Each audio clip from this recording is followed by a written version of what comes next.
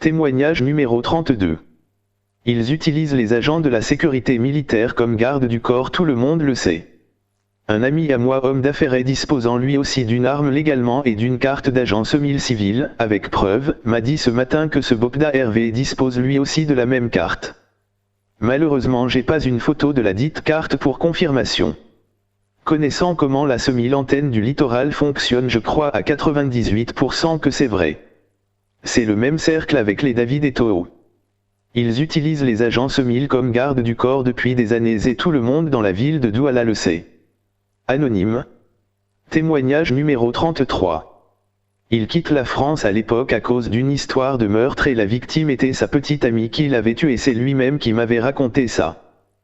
Ce monstre de Hervé Bokda, qui se fait souvent appeler Junior Fodouhoup, est extrêmement dangereux, c'est l'être le plus perturbé que j'ai rencontré, il est d'une violence extrême, un gros pervers sans sentiment, il a eu des sérieux problèmes avec David et Toho. Il quitte la France à l'époque à cause d'une histoire de meurtre et la victime c'était sa petite amie qui l'a tué dans une crise de jalousie. Je l'ai rencontré quand il venait d'arriver au Cameroun et c'est lui-même qui m'a raconté ça. Après moi, il a fait la cour à toutes mes sœurs et menacé de battre toute ma famille. Anonyme. Si vous êtes une femme résidente ou de passage à Douala, ne fréquentez pas la Villa des Roses à Bali. C'est l'un des repères du prédateur sexuel, psychopathe et violeur en série Bokda Hervé, où il cible certaines de ses victimes. Nzedu Imanto. Témoignage numéro 34. Témoignage numéro 34. Hervé Bokda a agressé une femme avec son arme hier soir à Bonamoussadi. Lisons. Ce monsieur m'a agressé hier à Bonamoussadi avec une arme, j'étais dans mon véhicule, j'en tremble encore. Il était derrière une moto devant moi, il est descendu, heureusement j'ai pas baissé la vitre, les gens autour ont crié qu'il a une arme, songeur, pleurs sonores, j'ai eu la peur de ma vie. Je vous en prie, aidez-nous à le faire arrêter, nous sommes tous en danger. Sa voix résonne encore dans ma tête, pleurs sonores, tu sais qui je suis. Ouvre cette voiture, pleurs sonores. Anonyme. Témoignage numéro 35. Bokda c'est un monstre. J'ai été témoin de ce qu'il a fait à une amie qui avait zappé un RDV la veille. Il est venu jusqu'au pied de son immeuble pour la frapper et il voulait la forcer à monter dans le véhicule, mais un ami et moi sommes sortis pour défendre la fille. Il nous a menacé qu'il nous fera du mal et il est parti. Je t'assure, je m'étais frotté à quelqu'un de très instable et déséquilibré mentalement. Anonyme. Témoignage numéro 36. Il a garé sa voiture, m'a proposé de me raccompagner, j'ai dit non, il a commencé à m'insulter de manière perverse, il est sorti de sa voiture et m'a pointé une arme. Je veux réagir par rapport à ce gars. Mais avant je voulais vous dire merci de l'avoir affiché car je ne savais pas où le prendre. C'était en octobre, je sortais de mes marches. Il était 18 h environ et j'attendais un ami qui devait venir me chercher en voiture. Ce monsieur a garé sa voiture et m'a proposé de m'accompagner. Je lui ai dit non, j'attends quelqu'un. Il a commencé à m'insulter de manière perverse. C'est pas quand même une fille qui est née et grandie à Bilongué qui allait laisser cette chose m'insulter. On s'est gâté avec les injures puis il est sorti de sa voiture et a sorti une arme. Je n'ai pas eu peur parce que je n'avais jamais vu une arme avant, donc je me disais que c'est du bluff. Il m'a dit d'entrer dans sa voiture et je lui ai demandé de tirer s'il veut, que je n'entrerai pas. Mais je faisais ça de manière inconsciente car je me disais que c'est juste une arme en jouet. Il m'a giflé et une autre personne est sortie de la voiture aussi. Ils se sont mis à deux sur moi pour me faire entrer mais ils n'ont pas pu. Le pire c'est que d'autres voitures passaient mais sans s'arrêter.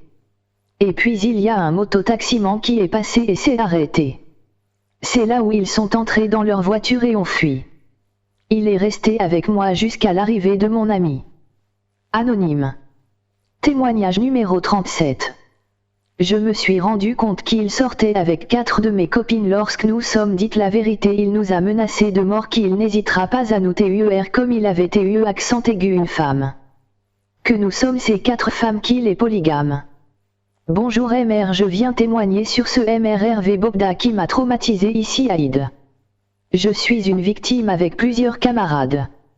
Moi c'était à Bastos, il avait garé devant moi et je lui ai donné mon numéro. C'est un bel homme et j'ai été séduite de par son éloquence que par son physique. Au début il était gentil et tout, mais au moment de vouloir coucher avec lui il m'a dit qu'il ne fait pas de rapport sexuel avec une femme sans protection et que j'ai l'obligation de le faire cher avec lui. Je me suis fermement opposée mais il m'a forcé et j'ai commencé à pleurer. Il a dit que si je continue il va me tuer avec son arme et qu'on ne me verrait plus. J'ai commencé à pleurer au point où j'ai fait semblant de m'évanouir pour qu'il me laisse. Au fil du compte je me suis rendu compte qu'il sortait avec 4 de mes copines aussi et quand nous nous sommes dites la vérité l'une après l'autre il nous a menacés de mort et avait dit qu'il avait tué une femme une fois et qu'il n'a pas peur de le faire à nouveau et il avait dit que si on essaie encore de parler de lui on va en payer le prix, que son père n'était pas n'importe qui dans ce pays et qu'il n'a peur de personne et il a dit qu'il est notre mari à vie. J'avais tellement peur de lui.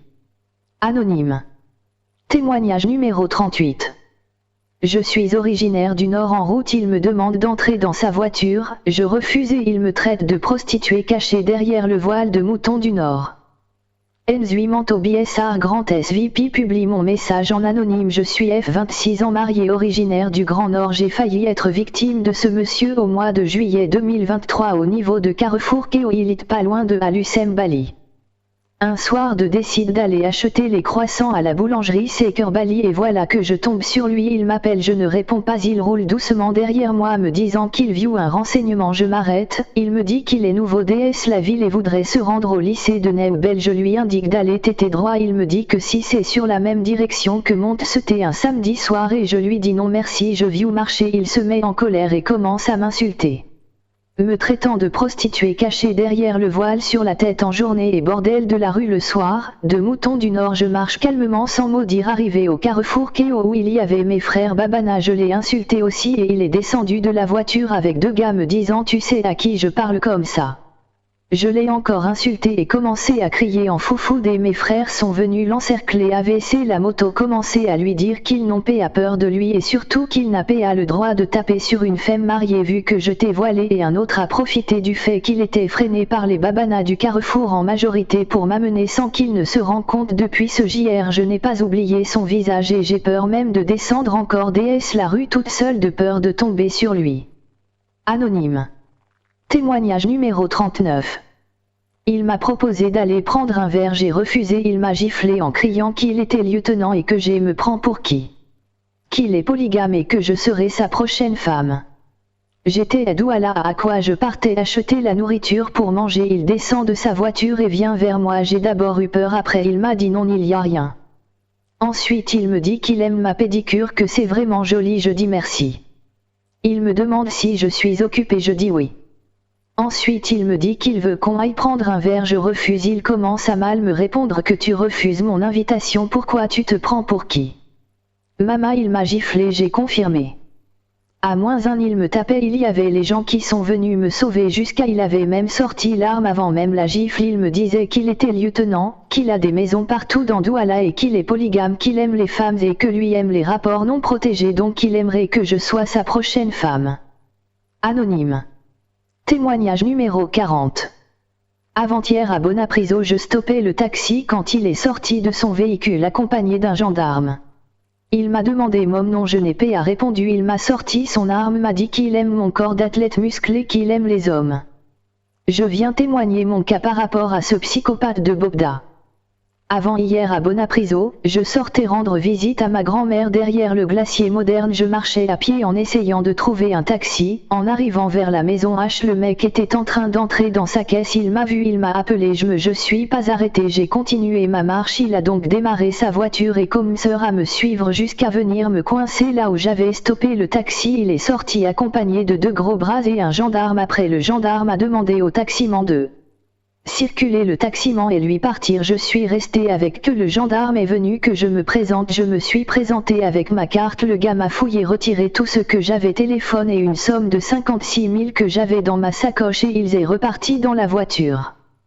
Subitement le mec grand de taille noire s'est approché de moi en demande mon nom, je ne lui ai pas répondu, c'est d'où il sort l'arme, me pointe déçu, j'ai eu à donner mon nom, il me dit que j'ai un bon corps d'athlète, musclé et joli et qu'il aime les hommes musclés comme moi. J'ai commencé à rire parce que j'étais dépassé avec ce qui s'est passé, il m'a demandé mon numéro, j'ai refusé, il m'a dit qu'il peut me rendre riche, j'ai refusé, après il a voulu me gifler, j'ai esquivé, il a remis son arme.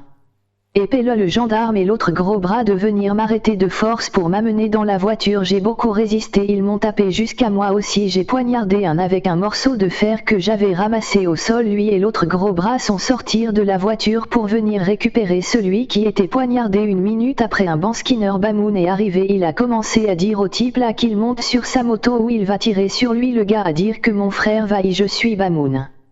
Tire sur moi et tu verras, on ne va pas te dire. C'est là où le gars dit au Banskinner que tu as ta chance, que tu es Bamoun. Après ils sont montés dans leur voiture avec le gendarme et sont partis, c'était vraiment horrible, moi-même je ne sais vraiment pas comment j'ai fait pour leur résister, tout le monde passait mais ne s'arrêtait pas, pleurs sonores, pleurs sonores, pleurs sonores, pleurs sonores. Le Banskinner est parti me laisser chez ma jumelle à quoi j'avais tout perdu le jour-là à cause de ce monsieur, il est vraiment très dangereux. À suivre, les témoignages des victimes. Ìdánilàbò mímọ̀ mi bolo lè lágbè wọn kú lé mi wẹ́ngẹ̀.